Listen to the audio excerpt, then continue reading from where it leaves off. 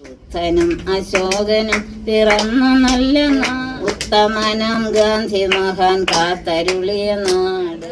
നമ്മുടെ രാഷ്ട്രപിതാവിന്റെ ജന്മദിനമാണ്. സേവനവാരവും കൂടെ ആയിട്ടാണ് നമ്മൾ ആചരിക്കുന്നത്. അതായത് നമ്മൾ താമസിക്കുന്ന സ്ഥലമായാലും സ്ഥാപനമായാലും വീടായാലും എല്ലാം വൃത്തിയാക്കി, അതുപോലെ തന്നെ നമ്മുടെ മനസ്സ് വൃത്തിയാക്കി എല്ലാവരെയും സ്നേഹിച്ച് സന്തോഷത്തോടെ നമ്മൾ പ്രാർത്ഥനയോടെ മുന്നോട്ട് പോകാം. ഒരിക്കൽ കൂടി എല്ലാവർക്കും ഗാന്ധി ജയന്തി ആശംസിക്കുന്നു. രാഷ്ട്രപിതാവാണ്, മഹാത്മാ ജന്മദിനമാണ്.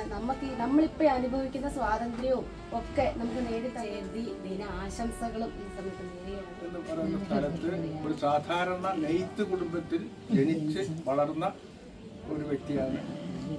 നമ്മുടെ പിൽക്കാലത്ത് ഇന്ത്യയുടെ രാഷ്ട്രപിതാവായിട്ട് വളരുകയും അതുപോലെ തന്നെ ബ്രിട്ടീഷുകാരുടെ ഒരായുധവും ഇല്ലാതെ, ഇന്ത്യക്ക് ഒരായുധവും ഇല്ലാത്ത ബ്രിട്ടീഷ് പട്ടാളത്തിൻ്റെയൊക്കെ അന്നത്തെ ആയുധം അറിയാമല്ലോ, തോക്കും പീരങ്കി അതും ഇതൊക്കെ ഉള്ള കാലഘട്ടത്തിൽ ഹിംസ ഇല്ലാത്ത ഒരു അഹിംസയായിട്ട് എന്ന് വെച്ചാൽ പിന്നെ ഒരു മനുഷ്യനോടും ശത്രുതാ മനോഭാവം ഇല്ലാതെ അടിക്ക് തിരിച്ചടിയല്ല, അടുത്ത കരുണവും കൂടെ കാണിച്ചു കൊടുക്കലാണ് എന്ന് മനസ്സിലാക്കി തന്ന സമാധാനപ്രിയനായ ഒരു മഹാവ്യക്തിയാണ് മഹാത്മാ. ഹൃദയം നിറഞ്ഞ ഗാന്ധി ജയന്തി ആശംസകൾ നേരുന്നു.